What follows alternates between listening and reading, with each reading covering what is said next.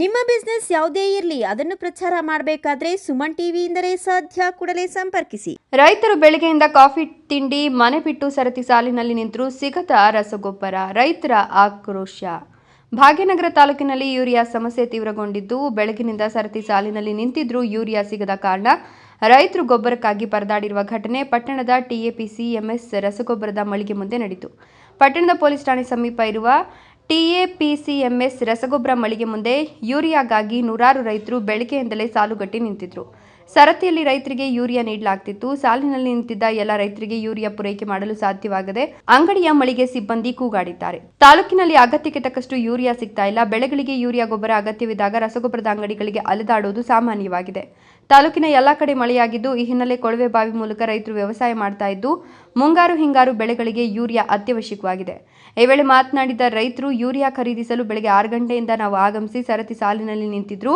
ಎಲ್ಲಿ ಯೂರಿಯಾ ಸಿಗೋದಿಲ್ವೋ ಎಂದು ಬೆಳಗ್ಗೆಯಿಂದ ಕಾಫಿ ತಿಂಡಿ ಇಲ್ಲದೆ ಸಾಲಿನಲ್ಲಿ ಯೂರಿಯಾಗಾಗಿ ಕಾಯ್ತಾ ನಿಂತಿದ್ದೇವೆ. ಒಬ್ಬರಿಗೆ 2 ಮೂಟೆಯಂತೆ ಯೂರಿಯಾ ವಿತರಣೆ ಮಾಡ್ತಿದ್ದಾರೆ. ಬೆಳಗ್ಗೆಯಿಂದ ಕಾಯ್ದು ನಿಂತಿದ್ದ ಮಹಿಳೆಯರಿಗೂ ಯೂರಿಯಾ ಸಿಗದೆ ಹೋಗಿದ್ದು ಅವರು ಸಾಕಷ್ಟು ಬೇಸರಗೊಳ್ಳುವಂತೆ ಮಾಡಿತ್ತು. ಇವರು ಬೇಕಾಪಿಟಿ ಯೂರಿಯಾ ಕೊಡ್ತಿದ್ದಾರೆ. ಫೋನ್ ಮಾಡಿ ಹೇಳಿದವರಿಗೆಲ್ಲ ಟೋಕನ್ಗಳನ್ನು ಕೊಟ್ಟಿದ್ದಾರೆ.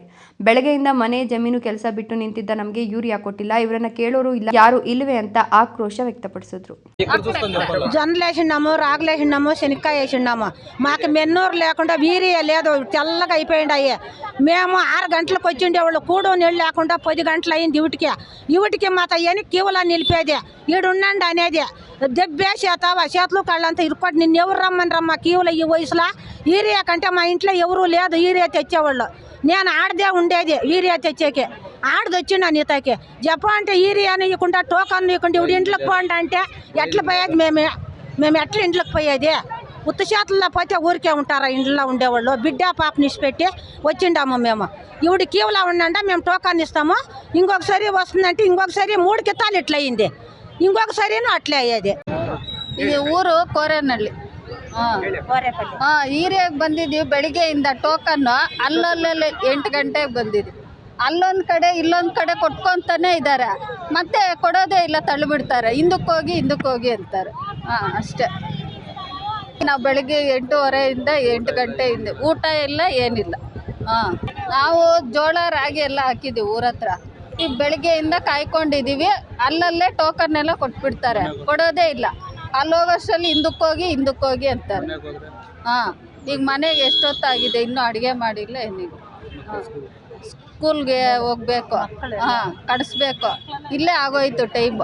ಕೆಲ್ಸಕ್ಕೆ ಹೋಗ್ದಿರ ಬಂದಿರೋದು ಇವಾಗ. ಅಲ್ಲಲ್ಲೇ ಕೊಟ್ಕೊಂಡ್ಬಿಡ್ತಾರೆ. ಬರೋದು ಅವ್ರಿಗೆ ಟೋಕನ್ ಇಸ್ಕೊಂಡು ರೆಕಮೆಂಡ್ ಮೇಲೇ ಕೊಟ್ಬಿಡ್ತಾ ಇದ್ದಾರೆ ಇಲ್ಲಿ ಎಲ್ಲ. ಅವಾಗ ಬೆಳಿಗ್ಗೆಯಿಂದ ನೋಡ್ತಾನೆ ಇದ್ದೀನಿ ನಾನು. ಏನು ಮಾಡ್ತೀವಿ ಸರ್, ಇವ್ರು ನೋಡೋದು ವಾಪಸ್ ಹೋಗೋದು ಅಷ್ಟೇ. ರಸಗೊಬ್ಬರಕ್ಕಾಗಿ ರೈತರ ಪರದಾಟ. ಗುಡಿಬಂಡೆ ತಾಲೂಕಿನಲ್ಲಿ ಕಳೆದ ಕೆಲವು ದಿನಗಳಿಂದ ಉತ್ತಮ ಮಳೆಯಾಗ್ತಿರೋದ್ರಿಂದ ರೈತರು ಸಂತಸಗೊಂಡು ಕೃಷಿ ಚಟುವಟಿಕೆಗಳಲ್ಲಿ ತೊಡಗಿಕೊಂಡಿದ್ದಾರೆ. ಬಹುತೇಕ ಹಳ್ಳಿಗಳಲ್ಲಿ ಬಿತ್ತನೆ ಕಾರ್ಯಗಳು ಮುಗಿದು ಹೊಲಗಳು ಹಸಿರಿನಿಂದ ಕಂಗೊಳಿಸುತ್ತಿವೆ. ಆದರೆ ಈ ಹಸಿರಿನ ನಡುವೆ ರೈತರ ಹೃದಯದಲ್ಲಿ ಕಂಗಾಲು ಮೂಡಿಸಿರೋದು ರಸಗೊಬ್ಬರದ ಕೊರತೆ.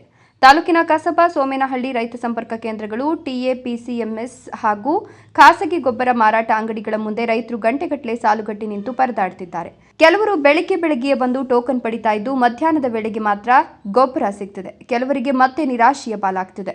ಇನ್ನು ರೈತರು ಸರ್ಕಾರವೇ ಸಮರ್ಪಕ ಪ್ರಮಾಣದ ರಸಗೊಬ್ಬರವನ್ನು ಪೂರೈಸುತ್ತಿಲ್ಲ ಅಂತ ಆಕ್ರೋಶ ವ್ಯಕ್ತಪಡಿಸಿದ್ದಾರೆ. ಮಳೆ ಚೆನ್ನಾಗಿದೆ, ಬಿತ್ತನೆ ಮುಗಿಸಿದ್ದೇವೆ, ಆದರೆ ಬೆಳೆ ಬೆಳೆಸಲು ಬೇಕಾದ ಗೊಬ್ಬರ ಸಿಗದಿದ್ರೆ ನಮ್ಮ ಶ್ರಮ ವ್ಯರ್ಥವಾಗ್ತದೆ ಅಂತ ರೈತರು ಅಸಮಾಧಾನಗೊಂಡಿದ್ರು.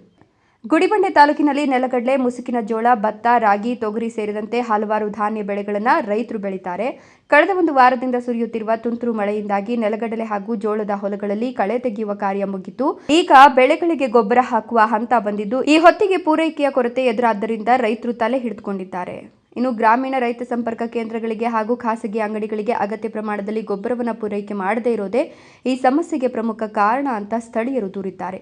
ಗೊಬ್ಬರಕ್ಕಾಗಿ ದೀರ್ಘ ಸಾಲಿನಲ್ಲಿ ನಿಲ್ಲೋದು ಸಾಮಾನ್ಯವಾಗಿದೆ. ಕೆಲವೊಮ್ಮೆ ದಿನಪೂರ್ತಿ ಕಾಯ್ತಿದ್ರೂ ಗೊಬ್ಬರ ಸಿಗೋದಿಲ್ಲ ಅಂತ ರೈತರು ಬೇಸರ ವ್ಯಕ್ತಪಡಿಸಿದ್ದಾರೆ.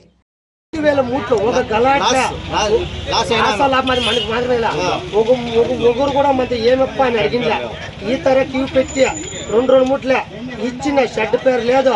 5,000 మూట్లు ఇది కాక ఇది సేరి 6,000 మూట్లు ఇచ్చిన ఈ 2 నెలల కూతురికి రైతులకి 8 లక్షలు లాస్. లింక్ నేనే DAP బ్యాగ్లో ఇవంతా 8,000 రూపాయలు, 8 లక్షలు లాస్ గోడౌన్లో ఉంది స్టాక్. స్టాక్ ఇస్తామంటే లింక్ లేకుండా వాళ్ళు ఇచ్చేది, లేదంటే ఫోన్ కట్ చేస్తారు. వీళ్ళు కంపెనీ వాళ్ళు కంపల్సరీ ఏడేం ఏడేది మనం అనుకో ఏడే సార్ ఫోన్ చేసి రామకృష్ణ చెప్పాపంటే 2 దఫా చేస్తాడు. నీయే టైప్ చెప్పాప రేట్లు మాట్లాడగలుగుతున్నా. ವೆಂಕಟೇಶ್ ರೈತ ಪುಲಸಾನಿ ಒಡ್ಡು ಮಳೆ ಚೆನ್ನಾಗಿ ಸುರಿತಾ ಇದೆ, ಜಮೀನಿನಲ್ಲಿ ಬೆಳೆಗಳು ಚೆನ್ನಾಗಿ ಬರ್ತಿವೆ, ಆದರೆ ಗೊಬ್ಬರ ದೊರೆಯದಿದ್ರೆ ನಮ್ಮ ಎಲ್ಲ ಶ್ರಮ ನೀರು ಹಾಕಿದಂತಾಗ್ತದೆ. ಸರ್ಕಾರ ತಕ್ಷಣ ಕ್ರಮ ಕೈಗೊಳ್ಳಬೇಕು ಅಂದರು. ಇನ್ನು ತಾಲೂಕಿನಲ್ಲಿ ಹೆಚ್ಚುತ್ತಿರುವ ಬೇಡಿಕೆಗೆ ಅನುಗುಣವಾಗಿ ಗೊಬ್ಬರ ಪೂರೈಕೆ ಮಾಡಲಾಗ್ತಿದೆ. ರೈತರಿಗೆ ತೊಂದರೆಯಾಗದಂತೆ ಶೀಘ್ರದಲ್ಲೇ ಹೆಚ್ಚುವರಿ ಗೊಬ್ಬರವನ್ನು ತರಲು ಕ್ರಮ ಕೈಗೊಳ್ಳಲಾಗುವುದು ಅಂತ, ಜೊತೆಗೆ ರೈತರು ಆತಂಕ ಪಡುವ ಅಗತ್ಯ ಇಲ್ಲ ಅಂತ ಸಹಾಯಕ ಕೃಷಿ ನಿರ್ದೇಶಕ ಕೇಶವರೆಡ್ಡಿ ಹೇಳಿದ್ದಾರೆ. ಮುಂಗಾರು ಸರಿಯಾಗಿ ಆಗಿರೋದ್ರಿಂದ ಈ ಬಾರಿ ಉತ್ತಮ ಬೆಳೆ ಬರಲಿದೆ ಎಂಬ ವಿಶ್ವಾಸ ರೈತರಲ್ಲಿದೆ. ಆದರೆ ರಸಗೊಬ್ಬರದ ಪೂರೈಕೆಯ ಸಮಸ್ಯೆ ಇಂತೆ ಮುಂದುವರೆದರೆ ಬೆಳೆ ಹಾನಿಯಾಗುವ ಭೀತಿ ಹೆಚ್ಚಾಗಿದೆ. ತಕ್ಷಣವೇ ಸರ್ಕಾರ ಕ್ರಮ ಕೈಗೊಂಡು ಗೊಬ್ಬರವನ್ನು ರೈತರಿಗೆ ಲಭ್ಯವಾಗುವಂತೆ ನೋಡಿಕೊಂಡ್ರೆ ಮಾತ್ರ ಈ ಸಂಕಷ್ಟ ನಿವಾರಣೆಯಾಗಲಿದೆ.